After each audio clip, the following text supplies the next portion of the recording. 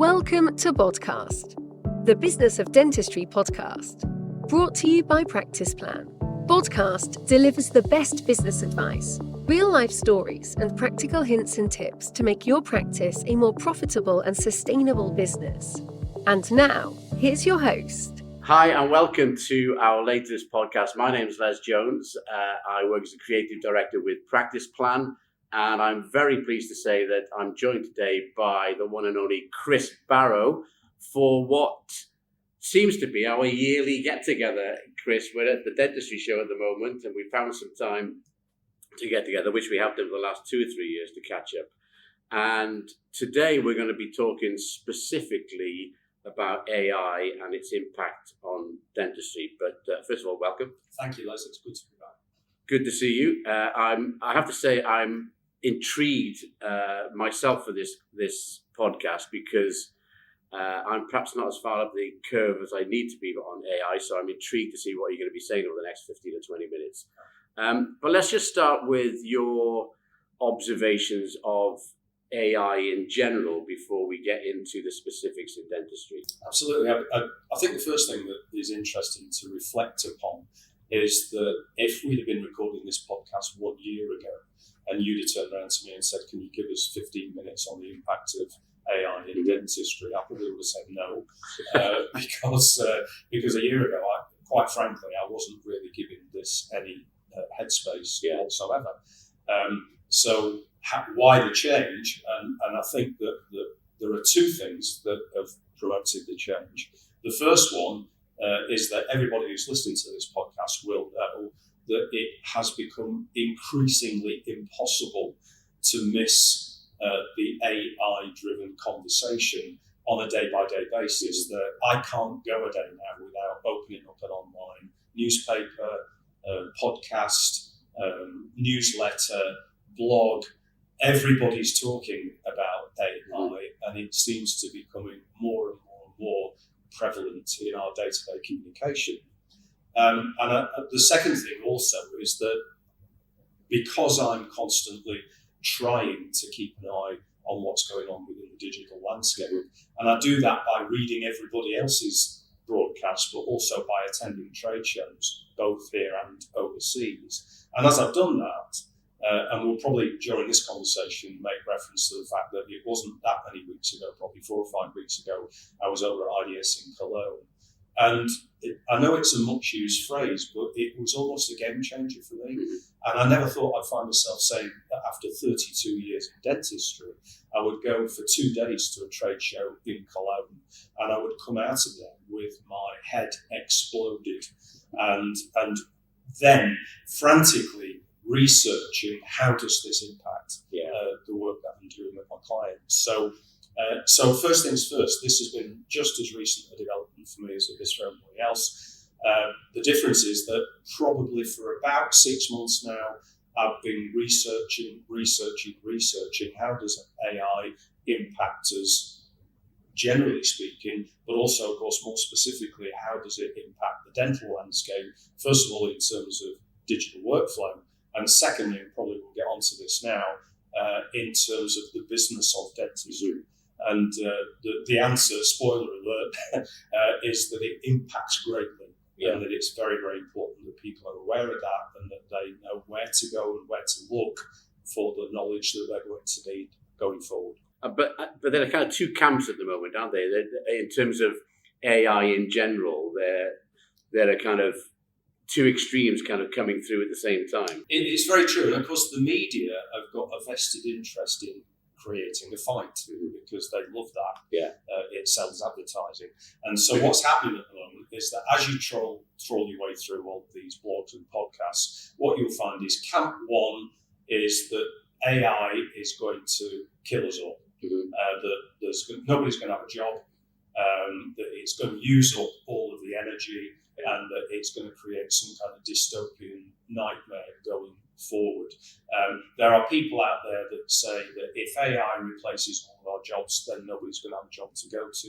And there are people out there, and by the way, recent statistics indicating that by the year 2030, not very long to go, by the year 2030, the daily consumption of energy by AI servers will be equal to the daily consumption of energy of the United States of America.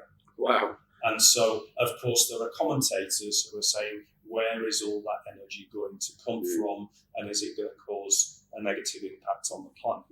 And then the other camp, no big surprise, is the people that are saying AI is one of the biggest game changers in humanity, and that what it's going to do is it's going to give us the impetus, it will be the catalyst to accelerate humanity forward into a new age where there will be more opportunity for all of us. So there's your two camps.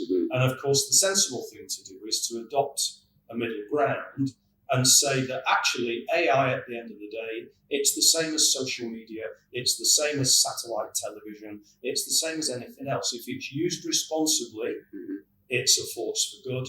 If it's used irresponsibly, it's a force for evil. And in that sense, I don't think it's any different from any other innovation that's ever taken place in human society. So let's just talk about AI's impact or potential impact on the act of doing dentistry before we get to the business side of it.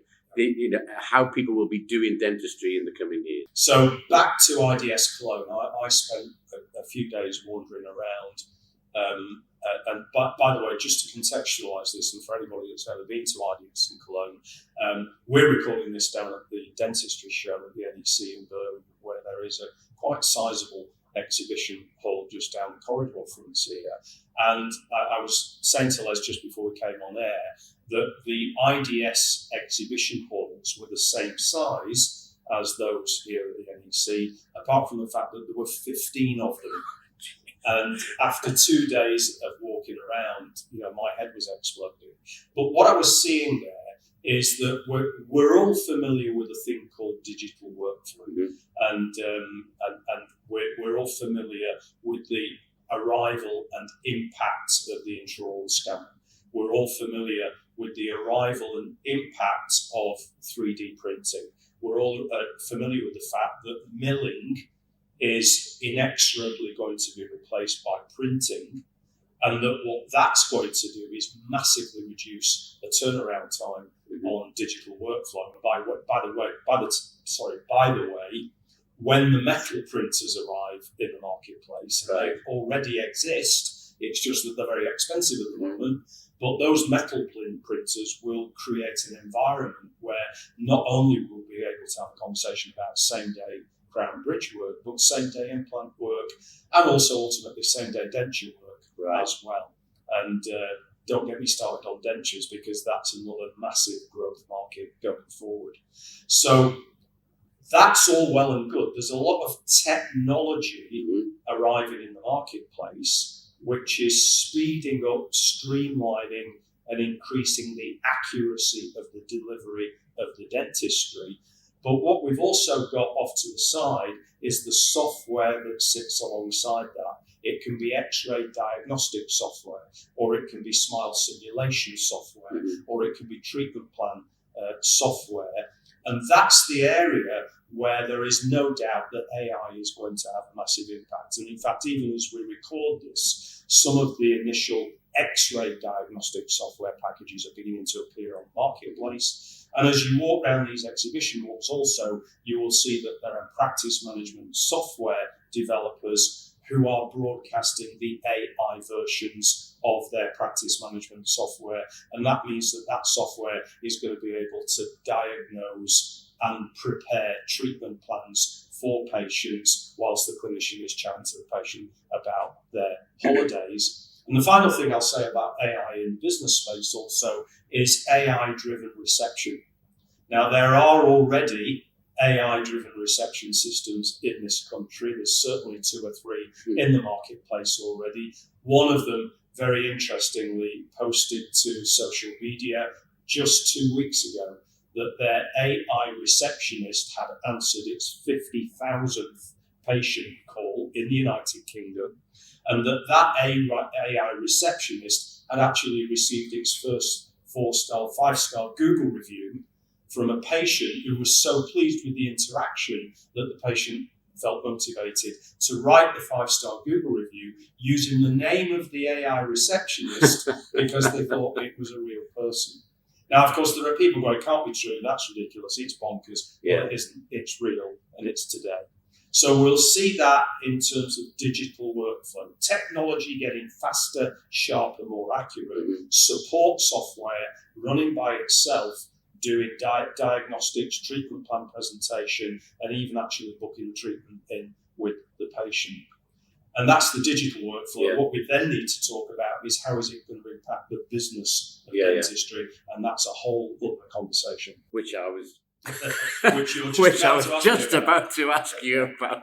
So that kind of, the act of doing dentistry, I can see how that's going to have a massive impact.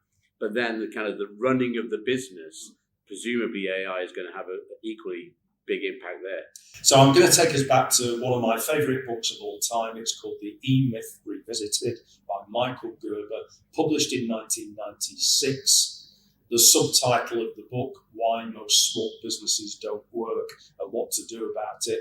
And even after all these years, when anybody starts working with me, reading the E-Myth is almost like step one, go and read that book and come back to me. And the book simplifies every business in the world, my business, your business, the listener's business, into 5 systems. Number 1, financial systems, understanding the numbers. Number 2, what Gerber calls lead generation systems, we call it marketing for new patients. Yeah. Number 3, Gerber calls it lead conversion systems, we call it the patient journey, sometimes treatment coordinator led. Number 4, operations and compliance, which we all agree is ops in the business, is either business ops or digital ops. And then finally, Gerber calls it people systems, and that's what we describe as the HR function within the business. Now, every single one of those systems is currently innovating to one extent or other by building AI-driven systems in to support the work that is being done by the professionals in each area. So interestingly enough, I've got a meeting here at the show later today with a company that are bringing AI-driven accounts diagnostic software into the marketplace so that you will be able to plug your numbers in, and then the AI system will be able to come back to you with advice on how to improve your profitability in your business. Number 2, AI-driven inbound and internal marketing systems. Frankly, I could talk all day about AI-driven marketing because the development technology that's beginning to appear in that space is breathtaking. And what we've got is AI systems that are going to be developing and distributing patient-centered content that is going to go out and broadcast your dental practice to people within your geographical location. Patient journey systems, we're already seeing digital treatment coordinators using intraoral scanners and using diagnostic software in order to present treatment planning solutions to patients, and that whole area is just going to get better and better. As far as the ops are concerned, we're beginning to see AI-driven software systems that can basically become a training and development program for every team member within your practice. And then at the risk of upsetting Sarah Buxton, ultimately, there are going to be HR systems which are going to take a lot of the work off the team of Sarah's team's desk. Yeah. In other words, the groundwork is done, and then the lawyers, as it were, add the last 20%, saying, having looked at what the AI systems have given us in terms of advice, here's what we think you should do to implement this advice. And having said all of that, I really want to jump straight in and say, does this mean we're all going to be unemployed? Because that's the most common question that you get. Is AI going to do us out of jobs? And the answer is 100% definitely no. When the plough replaced the peasant went off and did more interesting things. And when the spinning jenny replaced the weaver went off and did more interesting things. And frankly, when the motor car replaced the horse, then the people who were looking after the horses went off and did more interesting things. And so it goes on. And what AI will do is it will release team members to actually spend that time doing more interesting things. Those interesting things will be about growing the business. But finally, and this is where I'm going to flip the argument, my own argument, is that you can have as much technology as you like in your practice, and you can have as much AI as you like in your practice, but there's one thing it will never, ever, ever replace, and that thing is hospitality.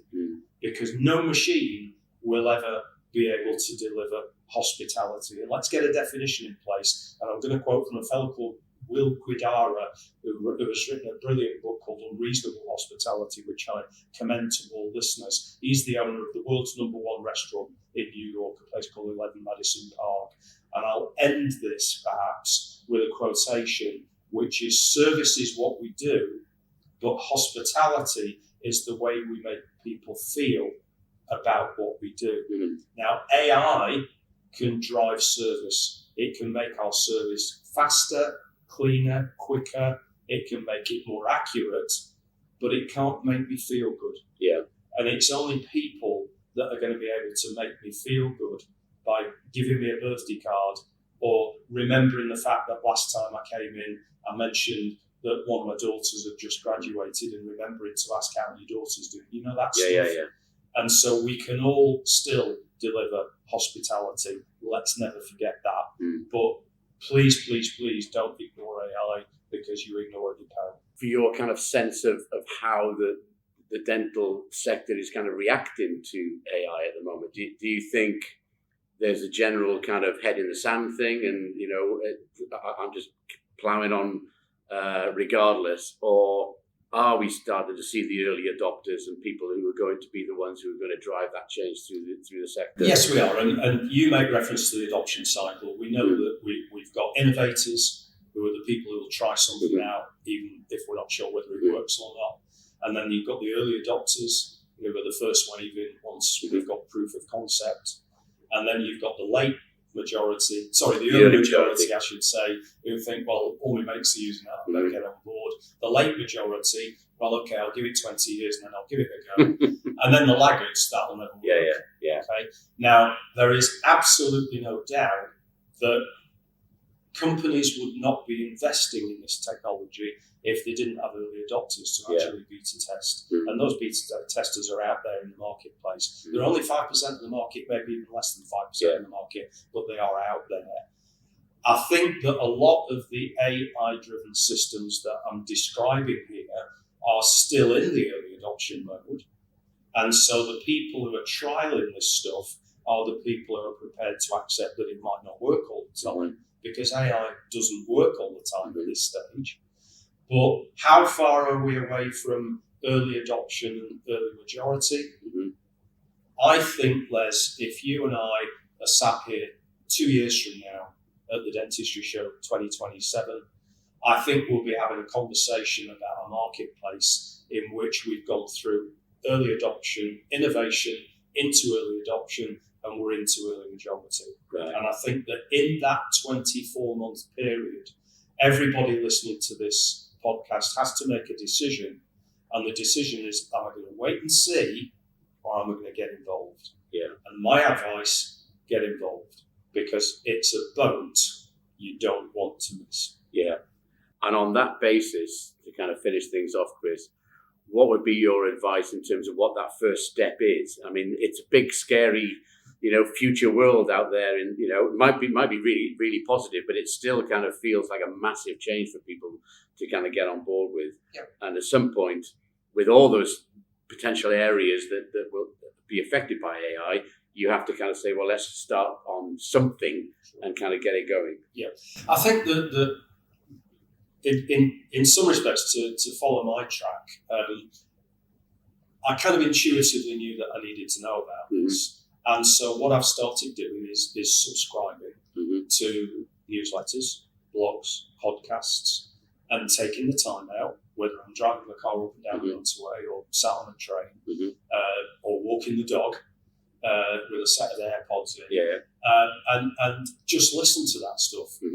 And instead of listening to stuff about geeky dentistry just for a change, or listening to stuff about fitness or healthcare or whatever, just for a change, say, okay, I'm going to give this 3 months. I'm going to tune into the AI community, and I'm going to start listening to some of the stuff that's out there which you can search for very easily indeed. That would be point number one.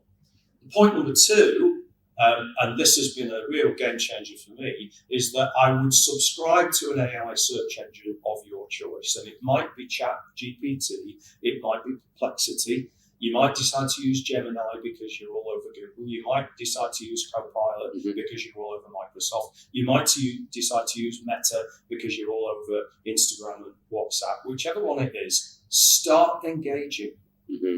And I am going to give a book recommendation, which is called The AI-Driven Leader. It's by a fellow called Jeff Woods, Geoff Woods.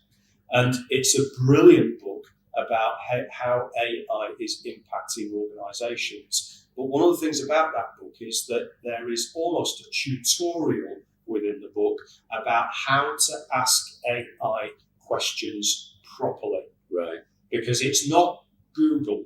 You don't just go to AI and say, what's the best way to do this thing? Yeah. There's a different tactic with AI. Now, I use ChatGPT. There are 3 levels of ChatGPT. There's a freemium level, there's a 20 quid a month level, there's a £200 a month level. I use the £200 a month level because it allows me to do deep research. I've self-taught myself from that book how to ask the questions properly, and I'm asking it every day. Right. And I would really encourage listeners to subscribe to one of these ChatGPT channels, these OpenAI channels at any level, and to start asking questions. Yeah. And what it will do is reveal to you its scope of practice, and you will be amazed. Chris, absolutely fascinating as usual. I look forward to our chat next year. I particularly look forward to our chat in 2027. We can perhaps look back to today and kind of reflect on what you've been saying and kind of see where things are. Yeah, the only thing I'd say about 2 years from now is that you have to check whether it's the real me. I don't think we'll have any problem finding the real you. Thanks, Les. Thanks a lot, Chris.